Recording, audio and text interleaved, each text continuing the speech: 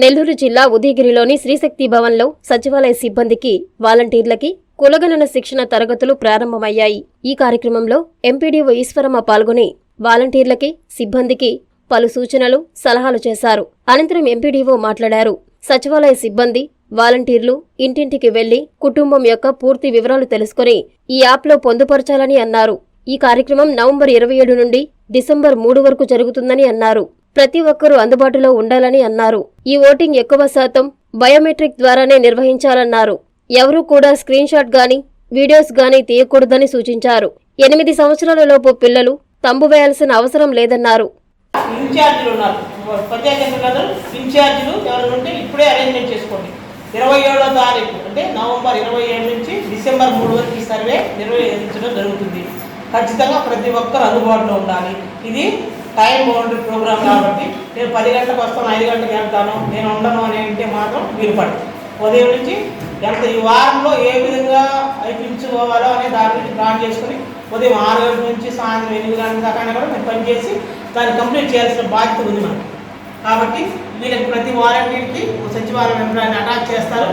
ఆ సచివాలయం ఎంప్లాయీ తమ్ము వేయాలి, వాలంటీర్కి తమ్ము వేయాలి, ఆ హౌస్ హోల్డ్ ఉన్న హౌస్ ఫ్యామిలీ హెడ్ తమ్ము వేయాలి, వాళ్ళ మెంబర్స్ కూడా తమ్ము వేయాలి. ప్రతి ఒక్కరూ చేయాలి. అలాగే ఈకే 4 రకాల వాటిని ఓటీపీ ద్వారా, ఐడీస్ ద్వారా, బయోమెట్రిక్ ద్వారా తీసుకున్నారు. ఎక్కువ ఓటీపీ బయోమెట్రిక్ ద్వారానే చేయాలి. గుర్తుపెట్టుకోండి, ఎక్కువ ఓటీపీ ద్వారా చేస్తే మీరు ఇంట్లో కూర్చొని మీరు మీ సచివాలయం ఎంప్లాయీస్ ఒకసారి కూర్చొని మొత్తం టికెట్ కొట్టి మీరు తమిళేసినట్టు కట్టాలి. అర్థమైంది కదా? అదే ఇంటింటికి తిరిగి ముందు బయోమెట్రిక్కే ప్రిఫరెన్స్ ఇవ్వండి ప్రతి ఒక్కరు కూడా. అది ఆ విధంగా చేయండి. ఇంకా దీంట్లో ఈ సర్వేలో చెప్పిన భాగంలో వార్డు నెంబర్ కరెక్ట్గా ఏ వార్డులో వాళ్ళు ఏ వార్డు కిందకి వస్తారనేది వస్తుంది. ఆ వార్డుకి సంబంధించి voter list panchayat secretary ward division చేసి వాళ్ళు షేర్ చేస్తే వాళ్ళు చూసుకొని ఆ హౌస్ హోల్డ్ ఆ మెంబర్ ఏ వార్డులో ఉన్నారనేది అది కూడా ఎంటర్ చేయడం జరుగుతుంది. ఇకపోతే ఈ ముఖ్యమైన పాయింట్ గుర్తుపెట్టుకోవాలి మీరు. ఇంకా ఎవరు కూడా స్క్రీన్ షాట్ చేయడం కానీ, వీడియోలు తీయడం కానీ అవన్నీ కూడా ఎవరు కూడా చేయకూడదు. మిమ్మల్ని మీరు ఏ సర్వే చేసినా ఏం చేసినా గ్రామ వార్డు సచివాలయం పరిశీలన మానిటరింగ్ యూనిట్ నుంచి మిమ్మల్ని పరిశీలన చేస్తాం. మీరు ఎప్పుడు స్క్రీన్ షాట్ చేశారు, మీరు చేసే కులగణన సర్వే సంబంధించి ఎప్పుడు వీడియో తీశారు మొత్తం అక్కడ రికార్డ్ అవుతుంది. అర్థమైంది కదా? కాబట్టి అది పెద్ద క్రైమ్. అటువంటి కూడా మీరు ఎవరు కూడా చేయద్దు. ఇక ఇంట్లో 0 ఏజ్ నుంచి మనకి ఈ సర్వేలోకి రావాలి. అయితే మనకి ఈకేవైసీ కంప్లీట్ చేసే ప్రతి మెంబరు తమ్ము వేస్తేనే కుటుంబంలో మనకి అది ఆ హౌస్ హోల్డ్ కంప్లీట్ అవుతుంది. అయితే 8 సంవత్సరాల లోపు పిల్లకాయలు ఎవరైనా ఉంటే వాళ్ళు తమ్ము అవసరం లేదు, వాళ్ళు వేయాల్సిన అవసరం లేదు. కాబట్టి తమ్మునే ఓటీపీ బయోమెట్రిక్ ఏదైనా అది ఐడెంటిటీ ఫేస్ అయినా సరే అవి వేయాల్సిన అవసరం లేకుండానే ఆ కుటుంబ సర్వే ఆ వారికి పెండింగ్ చూపించింది, అది కంప్లీట్ అవుతుంది, చూపిస్తుంది. ఎవరు ఫోటో సహా వస్తుంది. సో ఇక్కడ చూడండి కొన్ని ఊరితో ఇచ్చారు. అది చీపుర్లపాడు పంచాయతీ, చీపుర్లపాడు, దుర్గంపేట, వరహాలపేట అనేటువంటి హ్యాబిటేషన్స్ పంచాయతీకి సంబంధించిన ఊళ్ళు. అదేవిధంగా మీ పంచాయతీలో ఉన్నటువంటి హ్యాబిటేషన్స్ అన్ని దాంట్లో చూపిస్తాయి.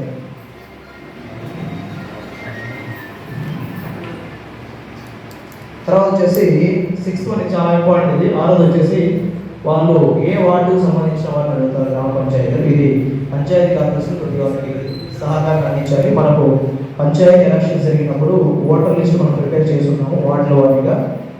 ఆ వార్డును ప్రాతిపదికన వాళ్ళు ఏ వార్డులో చెందుతారో మనం ముందుగా నోట్ చేసుకొని మీ వాలంటీర్స్ అందరూ ముందుగా మీకు సంబంధించిన కుటుంబ సభ్యులు ఏ వార్డు ప్రజలు వస్తారో మీరు సెలెక్ట్ చేసుకోవాలి. ఇక్కడ వార్డు కూడా డిఫాల్ట్గా 1 నుంచి 12 వార్డులు లేదా 18 వార్డులు దాంట్లో చూపిస్తాయి.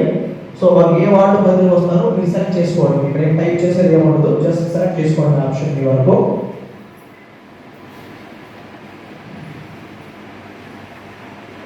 సో వార్డు వరకు నమోదు చేస్తాము. ఇక్కడ ఏమన్నా డౌట్ ఏమన్నా ఉంది ఇప్పుడు వరకు చెప్పిన దాంట్లో అన్ని స్టెప్ బై స్టెప్ క్వశ్చన్స్ అన్ని ఈజీగా ఉన్నాయి కదా. నెక్స్ట్ వచ్చేసి కుటుంబ పెద్దను సెలెక్ట్ చేసుకోండి.